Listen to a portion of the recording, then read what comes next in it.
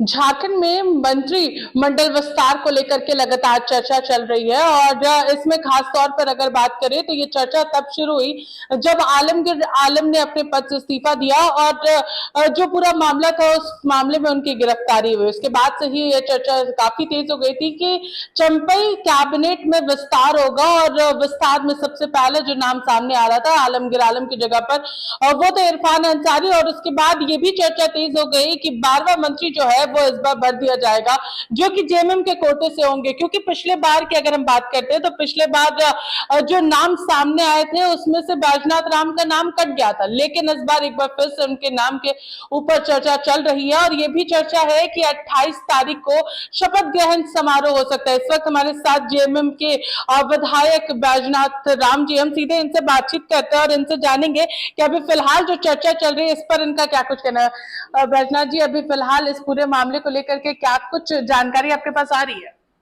देखिए, मेरे पास जो जानकारी है वो मीडिया के माध्यम से ही है। आधिकारिक तौर पर मेरे पास कोई सूचना नहीं है, ना ही मंत्रिमंडल विस्तार की और ना ही किसी मंत्री बनने की बात। आधिकारिक कोई सूचना नहीं है, ना संगठन से और ना सरकार से, इसलिए अभी फिलहाल इस पर कुछ भी नहीं कहा जा सकता है। तो लेकिन पिछले बार आपको काफी ज्यादा नाराजगी थी कि नाम दे करके वापस कटना, आपने ये भी कहा था कि जल्द से जल्द इस पर फैसला लिया जाए और मंत्री बनाया जाए मुझे।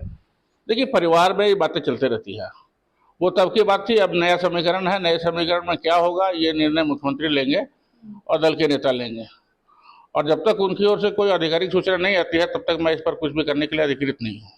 कि लेकिन अगर आपको मंत्री बनाया जाता है तो क्या कुछ चीजें रहेगी इस बार जनता के लिए, क्योंकि काफी कम समय बचेगा और इस कम समय में उम्मीद जो है वो इसलिए लगाई जा रही है आपसे क्योंकि आपने अपने क्षेत्र से एक भारी बहुमत वोटिंग जो है वो दिलाई थी अपने प्रत्याशी को।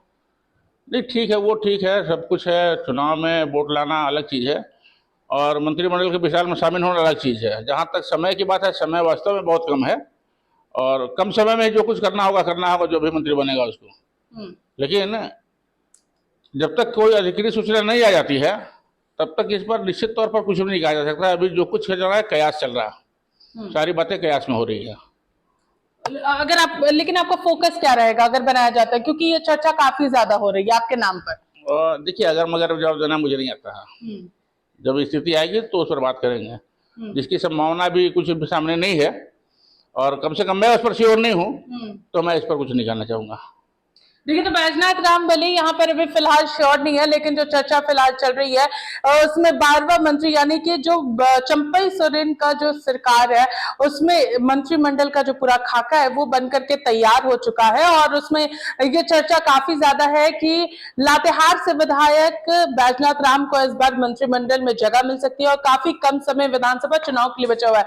लेकिन इन्होंने कहा है कि अभी तक मेरे पास कोई भी आधिकारिक सूचना नहीं है, इसलिए पिछले बार की कुछ और तस्वीर थी, इस बार कुछ और तस्वीर है। फिलहाल इस खबर में हमारे साथ नहीं सहयोगी सुशील के साथ में पूजा दुबे, 99 न्यूज रांची।